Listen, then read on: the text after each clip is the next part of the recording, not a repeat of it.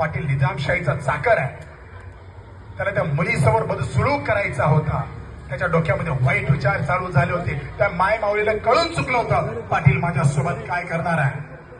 शेजारी माझ्या झाडा गेले त्या मुलीचं भाऊ खेळतोय. त्याने पाहिलं पाटील माझ्या बहिणीशी लगत करत माझ्या बहिणीच्या अंगाला झटतोय. तो गणोजी नावाचा 4 वर्षाचं पोरग पळत आला. पाटलाला मारू लागलं. पाटलाने हाताची 5ही बोटं गोळा केली आणि त्या गणोजीच्या कणशिलात लगावून दिली. गणोजी खाली पडला. तर तोंडात रक्त आलं. गणोजी बेशुद्ध झाला.